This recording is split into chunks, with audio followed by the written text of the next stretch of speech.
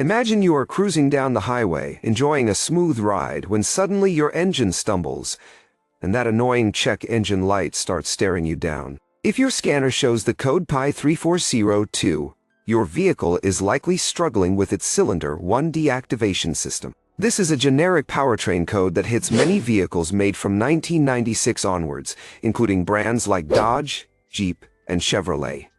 Basically, your engine has a clever trick where it shuts down certain cylinders to save fuel during light loads, moving from a beefy V8 mode to a more efficient V4 mode. The ESIM, or engine control module, is the brain orchestrating this by triggering solenoids to stop the intake valves on specific cylinders. When you see this code, it means the computer detected a voltage or resistance issue in the circuit for cylinder number 1. This is not something you should ignore, because the ESIM might actually cut off the fuel injector to that cylinder to protect the engine, leaving you with a very noticeable and rough misfire. You might also see your fuel economy tank and feel a significant drop in power. Before you go out and buy an expensive new solenoid, you need to check your oil. These systems rely heavily on oil pressure, so if your oil is low or dirty, the whole system falls apart. Start by checking for any technical service bulletins for your specific model, as manufacturers often release software updates or known fixes for these issues.